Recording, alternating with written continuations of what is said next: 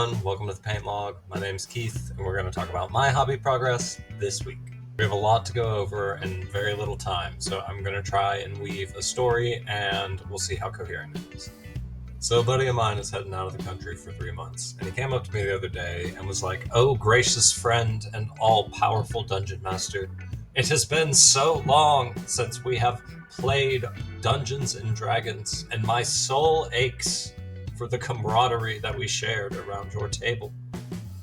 Will thy please run a game of Dungeons and Dragons before I leave for 3 months, so that we may celebrate in each other's presence?" And I was like, "Sure, man, but you don't gotta be so weird about it." And thus this weekend, Sunday to be specific, after a snow day on Friday, oh my god, it snowed in Georgia, holy crap. But Sunday had us sitting around the table playing D&D, the Ghost of Saltmarsh campaign setting to be specific. And I actually ran the first adventure, which I pulled out of my ass in a day's time because I didn't know what I was going to do and I had nothing planned. It went really well. I think everyone had a lot of fun, but that leads us into what I was painting over this last week. When you're doing combat in D&D, you tend to use minis to indicate objects in space, position in the room, correct? I'm a fighter, I'm going to swing my sword at you, and I need to know how far away I am from you, is there a table in the way? And 3 minis I consistently go back to are the 3 wolf minis from the Castle Ravenloft board game. I just use them almost all the time, so I decided to give them a little bit of a makeover this week. And here are the 3 wolf minis. Now, I have a closer picture because I painted all of them up in the same scheme, so the closer pictures only have one of them. But I decided to use the dry brushing technique that I used on the skeleton from last week's video. And it turned out really well because of the texture of the fur. Now, the sculpts are rather old, so I feel like there wasn't a lot of definition in the actual muscles of the limbs and everything. So I tried to play a little bit more with contrast of light. And I hope that comes through with the bottom of them being much darker and the top being more well lit. In fact, in some areas, I left the gray primer and did a very, very minor dry brushing of my dark brown shadow. In fact, that paw that's held up in the back and then on the underside of the tail is painted that way.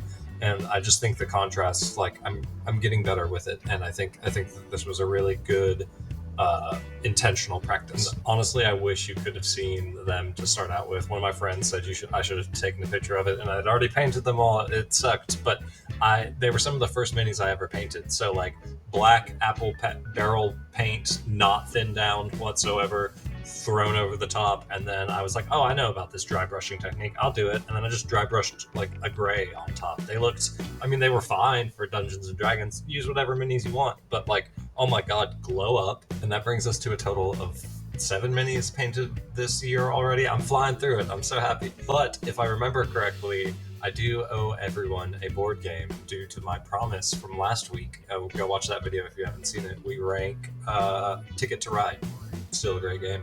And this week, due to time constraints and the fact that I found loopholes, I like loopholes, we're gonna rank Zombicide. Yay, more Zombicide! And don't worry, I won't stand on my soapbox and preach about this wonderful game this time. But we do have 3 criteria to judge it by now, and I believe they were approachability, depth of rule set, and cost. I tried to keep my scoring as objective as possible because I really love the game, but I wanted to make sure that I try and rate it fairly. So we're going to go rapid fire on this. Again, watch the last video if you want to hear my thoughts. I'm going to give Zombicide a 7 on approachability. It comes in a large box in many different flavors, and the minis on the back are super cool. But it does lose a couple of points just because if you aren't really into the whole adult strategy board game, this could be somewhat intimidating. Turning to depth of rules, I'm going to give it a 7 as well. The rulebook is 60 pages long, so there's obviously a lot of rules, but that could definitely put some people off as well, contributing to the approachability score. When you actually sit down and play it, it's very simple.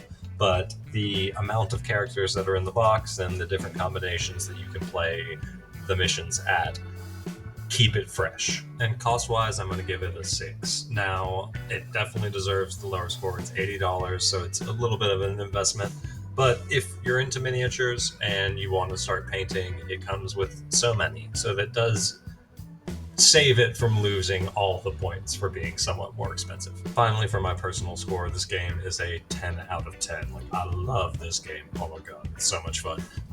That is why it is labeled personal bias. In totality, that leaves us with a average score of 7.5. So just a little bit under Ticket to Ride. I definitely think Ticket to Ride deserves that as a better onboarding game, but still a pretty damn good game.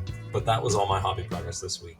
Remember, if you liked what you saw, go ahead and hit that like button. Or if you really liked what you saw and you want to see more, I release a video like this every Thursday, so make sure to hit that subscribe button to stay up to date.